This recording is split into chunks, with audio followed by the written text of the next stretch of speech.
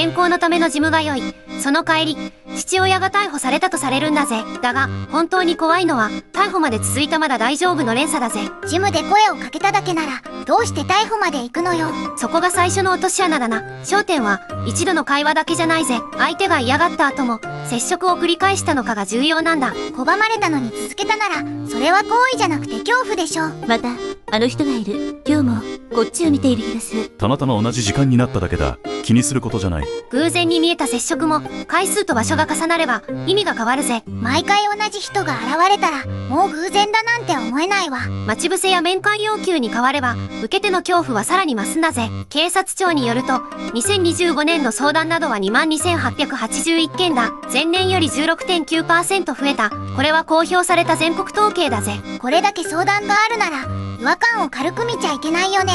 ただし、この事案には、まだ確認できていない情報が多い。発生日や地域、男性が父親だったかどうかも、個別確認が必要だ。家族の前で逮捕されたという場面も、今は断定できないのね。そうだぜ。公的記録か、信頼できる報道との照合がいる。今から描く接触場面は、心理構造を伝えるための抽象化再現だ。確認済みの事実と、再現の場面を混ぜないことが大切ね。では、一度の声かけが、なぜ深刻な問題へ変わるのか、拒絶を無視する選択が重なる。その流れを追っていくぜ。最初の接点は、ジムで男性が女性へ話しかけたとされる場面だ。ただし、日時や会話の内容、以前からの面識は確認できていない。よく会いますね。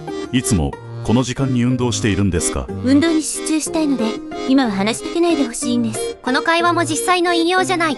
拒絶を抽象化した再現だぜ。でも、会話を短く切って距離を取る意味は、十分伝わるよね。忙しいだけだろ。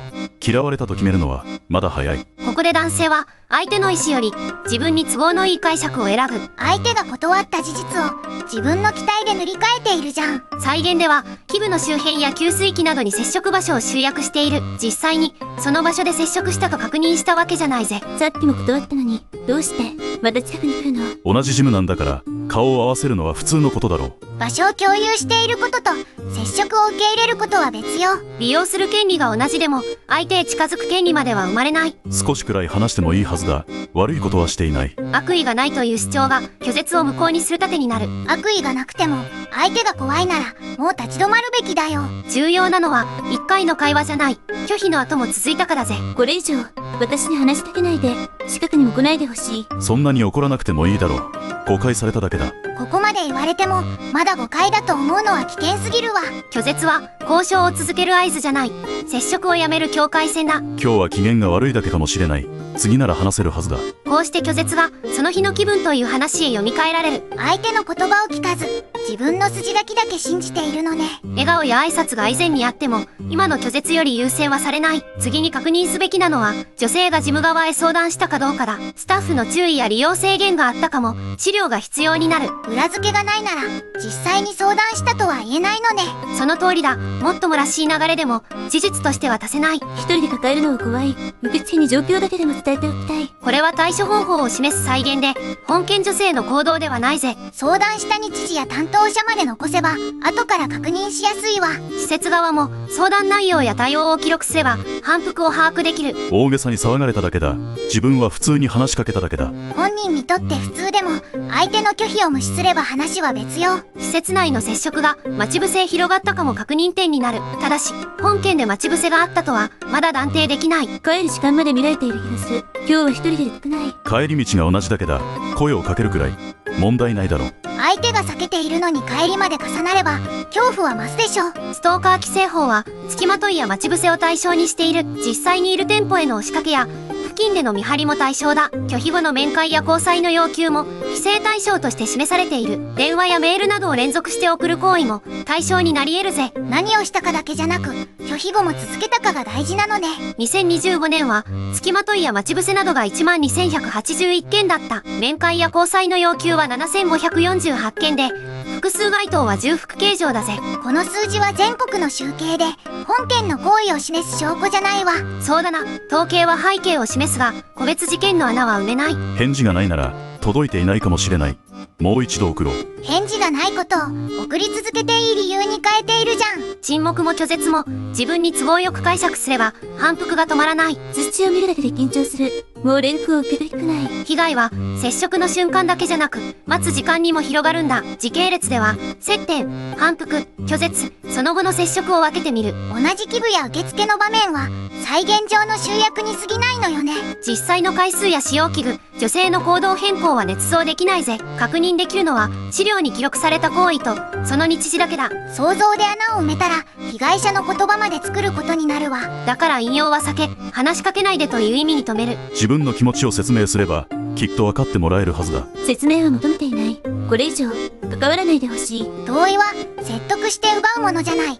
ないなら終わりだよ。それでも続けるとき、行為は相手を縛る口実へ変わっていく。次は、その危険な読み替えが生まれる構造を分解するぜ。第一段階は、行為の自己免罪だ。親切なら許されると思い込む。自分は親切にしているだけだ。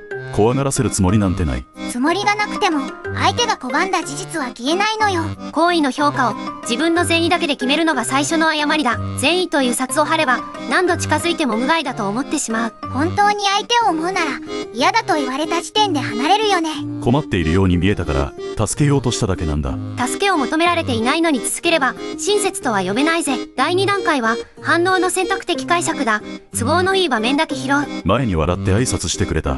嫌われているはずがない。挨拶や笑顔が交際や接触への同意になるわけないじゃん。以前の笑顔を重く見て今の拒絶を軽く扱うわけだな。本当に嫌なら最初から笑ったりしなかったはずだ。怖くて愛想よくする人もいるし途中で嫌になることもあるわ。同意は一度与えたら永久に有効という許可証じゃないぜ。その時その場で相手が望んでいるかを見なきゃならない。過去の反応を盾にして現在の拒否を消しちゃダメだよ。第3段階は拒絶の無効化だ。拒否を別の意味へ変えてしまう。照れているだけだ。周りの目があるから断ったんだろう。相手の言葉より自分の想像を上に置いているだけでしょ。照れ、誤解、機嫌、周囲の干渉、言い訳はいくらでも作れる。落ち着いて2人で話せばきっと本当の気持ちがわかる。二人で話したくないという意思まで無視しているじゃん。拒絶を無効にすれば本人の中では接触を続けられてしまう。だが現実では相手の恐怖と警戒だけが積み上がるんだ。何を言っても通じない。それが一番怖いと感じるの。第4段階は責任転嫁だ。行為が満たされず逆恨みに変わる。期待させたのは向こうだ。急に避けるなんてひどすぎる。勝手に期待した責任を相手へ押し付けているだけよ。自分が傷ついたという感覚で相手の恐怖を見えなくする。自分だけ悪者にされるのは納得できない。話を聞くべきだ。納得できなくても相手には関係を断る権利があるわ。自分の気持ちを相手の同意より上に置いた時点でアウトだぜ。警察庁の分類では行為の感情が 14,649 件だった。行為が満たされなかった怨恨は 3,689 件とされている。でもこの統計で本件男性の心理を証明はできないよね。もちろんだ。本件への当てはめはあくまで構造上の仮説だ。精神疾患や人格障害と決めつける材料にもならないぜ。怪物だから起きたと片付けたら危険な思考を見逃すわ。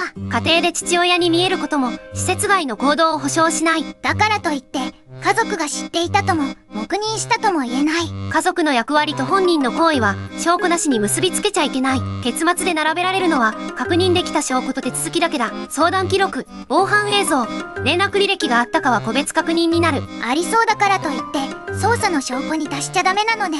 男性が何の容疑で逮捕されたかも法的記録との照合がいる。警告や禁止命令を経ていたかも今は確定できないぜ。逮捕という言葉だけでその前後を決めつけられないわ。2025年の警告は1577件、禁止命令などは3037件だ。同法違反の検挙は1546件。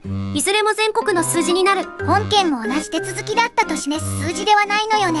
そうだぜ。統計と個別事件を混同すれば誤情報になる。家族の前での逮捕が確認できた場合だけこの再現は使える。確認できなければ家族が事実を知ったという推測も削るのね。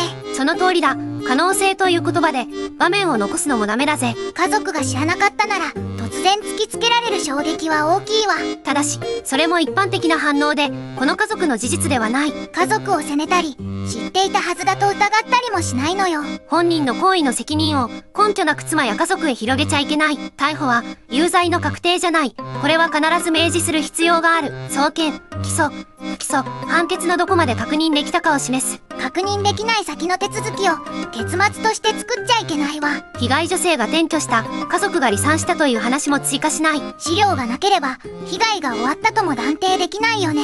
逮捕後も不安が続く場合はあるが、本件の状態は確認がいる。刺激的な結末より確かめられた範囲を守る方が重要だぜ。境界線の軽視が複数の人の日常へ影響する点を見るのね。では最後に、違和感を覚えた時の行動を3つに絞るぜ。再発防止チェック1、接触の日時、場所、状況を記録する。事務内のどこだったか、目撃者がいたかも残しておくのよ。不快だと感じた時点で記録していい。重大化を待つ必要はない。着信履歴やメッセージ、画像も慌てて削除しないことね。警察へ相談するとき、日時や状況の記録が重要な材料になる。画面の記録は相手へ返信するためじゃなく、保存のためよ。危険を感じたら、記録より安全な場所への移動を優先するんだ。一人で証拠を集めようとして相手へ近づいちゃダメだよ。再発防止チェックに、事務の受付と運営責任者へ相談する。相談日時、担当者、要望、回答を書面やメールで残すのよ。口頭だけで終わらせず、施設内で情報を共有できる形にする。退館時の付き添いや利用時間の調整も施設へ相談できるわ。ただし、被害を受けた側だけに行動変更を押し付けちゃダメだ。施設には安全な利用環境を整える責任を考えてほしいよね。対応が不十分なら、相談内容を持って警察へつなぐ選択もある。当事者同士だけで解決しようとしないことが大切ね。再発防止チェック3、危険なら一人で相手を説得しない。スタッフ、信頼できる家族、警察へ早めにつなぐのよ。緊急時は110番、緊急性がない警察相談は9110だぜ。最寄りの警察署もストーカーの相談を24時間受けているわ。身の危険が迫るときは、ためらわず安全確保と110番を優先する。相談するほどじゃないと自分の違和感を小さく扱わないで。第三者へ共有すれば、反復する行為を時系列で捉えやすくなる。家族側も特定の相手への執着を軽く見ないことね。拒絶への逆ギレや行動確認の状態化は危険な兆候になり得る。本人同士の恋愛問題だと決めつけず、第三者へ相談するのよ。家族だけで制止できないときは、専門の相談先へつなぐんだ。責め立てるより具体的な言動と日時を整理する方がいいわ。被害を訴えた人へ、勘違いだと我慢を求めるのは逆効果だぜ。記録、共有、第三者、この3つを覚えておきたいね。違和感は、危険が確定するまで黙るためのものじゃない。早めに声を上げることが次の接触を防ぐ手がかりになるわ。この事案の発生日、地域、逮捕容疑には未確認項目がある。家族の前での逮捕と刑事手続きも、公開前に確認が必要だぜ。確認できた公的記録と報道に基づき、進行中は断定を避ける。未確定の部分はとされると扱い、事実と再現を分けるぜ。身近な違和感を見過ごさないために、次の事件簿も一緒に見ていこう。記録、共有、第三者を忘れずに、チャンネル登録してね。